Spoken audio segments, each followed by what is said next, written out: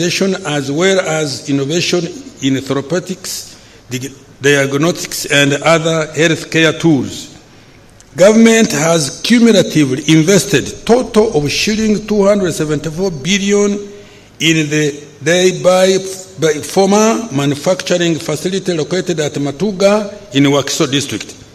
The facility is now licensed by the National Drug Authority and has started manufacturing generic drugs such as tablets, capsules, powders, non-antibiotic drugs, and antifungal drugs, among others. Madam Speaker, government is making progress in development of vaccines for the Crimean Congo hemorrhagic fever and Rift Valley virus.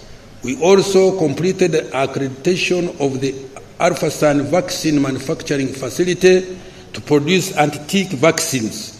Scientists at Makerere University developed a PCR kit which has been used to conduct more than 2 million tests at 50% of the cost of imported alternatives, saving the country $37 million.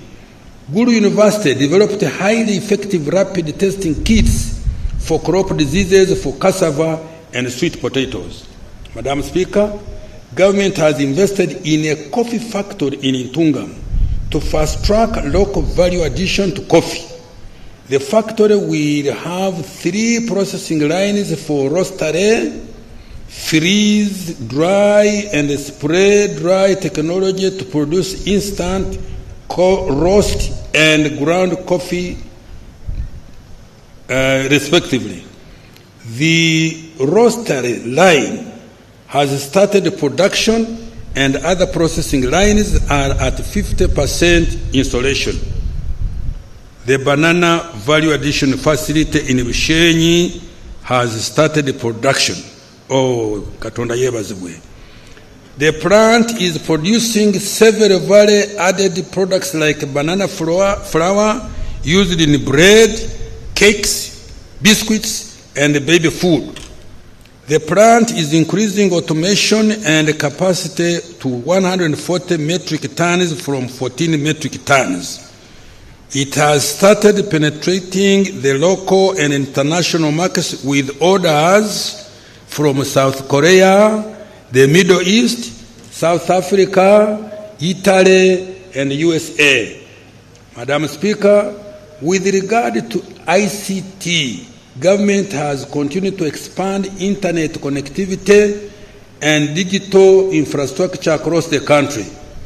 The geographical coverage of broadband internet connectivity stands at 72% of the country, covering 4,387 kilometers.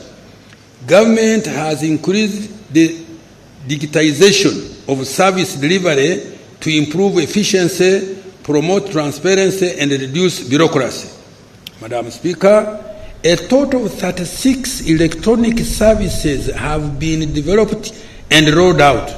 Some of these include online business registration system, electronic government procurement, and the online passport, visa, national ID, and driving license application system. The Uganda driver licensing system, which was introduced in 2021, has reduced the turnaround time for processing driving licenses to 45 minutes in Kampala and 48 hours in up-country stations from a period of 1 month. To support business process sourcing, government has licensed over 50 companies that have created over 10,000 jobs, mainly for the youth that provide online services internationally. Madam Speaker, with regard to the creative arts, government provided 10 billion to the creative arts industry. This was to support the artists to recover from the effects of COVID-19 and create a revolving fund to support younger talents to create wealth and jobs. Madam Speaker, I have provided shillings 835.98 billion for science, technology, and innovation, including ICT and the creative arts industry. Of this amount, 388.23 billion is for STI, shillings 381.75 billion is for ICT and digitalization, and shillings 66 billion for the creative arts.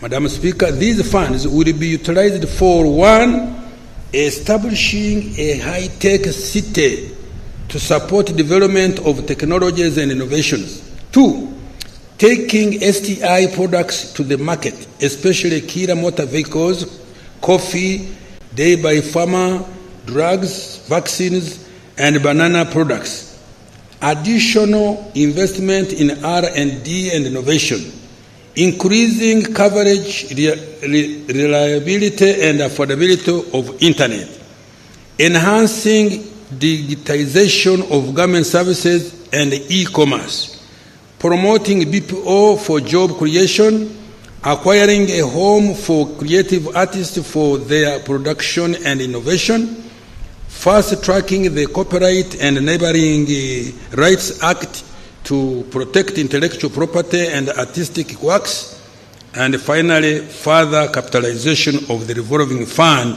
for arts with an additional shillings 18 billion, bringing it to a total of shillings 23 billion.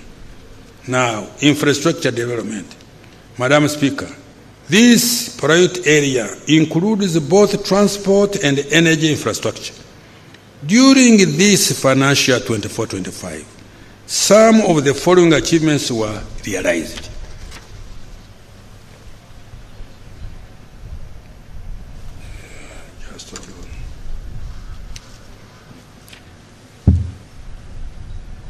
Integrated transport infrastructure and services. Madam Speaker, the road network that is tarmacked now stands at 6,287.6 kilometers, representing about 30% of the national road network compared to 3,112 kilometers in financial 2010-11. With this improved road network, the travel time, for example, from Malaba to Kisoro by road reduced from 48 hours, 2 days, to about 10 hours. This will further improve with the completion of the Kampala-Jinja and Busegampigi Express highways. Uganda is now connected by tarmac roads at all its major international border points, from the South Sudan border, Kitgum, Nimule, Oraba, in Acholi and West Nile, to the southern border of Tanzania, Mutukula, Rwanda, Mirama Hill, Katuna, and Chanika, and the Congo border, Bunagana, and from the Kenya border, Wakaka, Maraba, and Busia, to the Congo border, Mpondwe, Busunga, and Kaisotonya in the west. Madam Speaker, despite the challenges faced in the road sector this financial year, we continue to make progress as follows. 1, rehabilitated a total of 125 kilometers on several ongoing projects.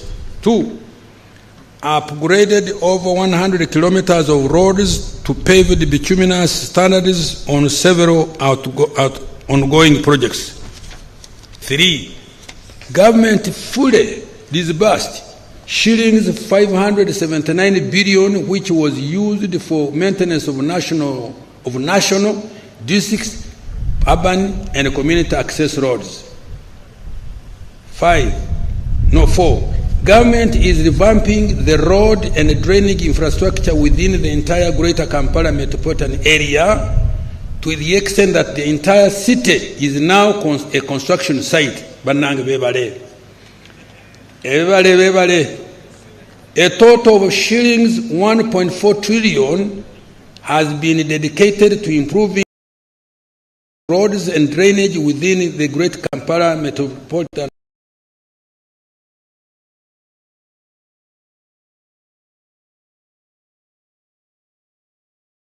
what that is.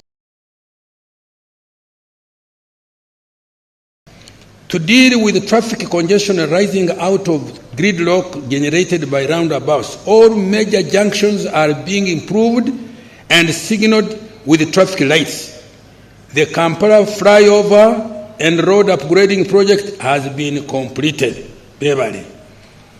Construction of 10 bridges is ongoing at an average of 74.7% progress. Madam Speaker, next financial year, government has significantly increased the budget for road infrastructure development.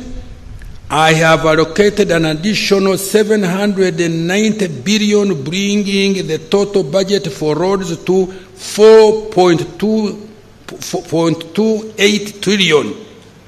The following will be prioritized next financial year. 1. Start construction and complete ongoing works for road projects as highlighted by His Excellency the President in his State of the Nation address. In addition, the roads which had been left out to be prioritized are Puranga Acholi-Bur, 64 kilometers, Kampala Gayaza Karaji, 33 kilometers, Lugazi Wikwekiyindi, 28 kilometers, Kabwohe Wiziwera Nyakambu Nsika Nyakabirizi, 92.2 Kisubi na Kauka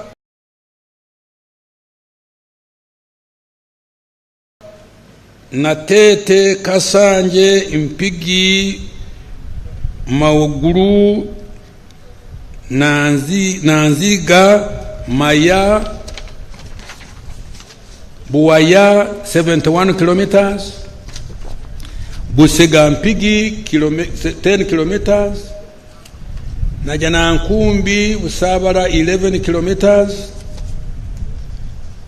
Lusalira Nkonge Lumegere Sembabule 97 kilometers, Karugutu Ntoroko 50 kilometers, Kabale Lake Bunyonyi 15.1 kilometers, Kisoro Nkuringo Lubugiri Muko 70 kilometers, Laropi Moyo Afoji 39 kilometers, including a bridge at Laropi, Koboko Yumbi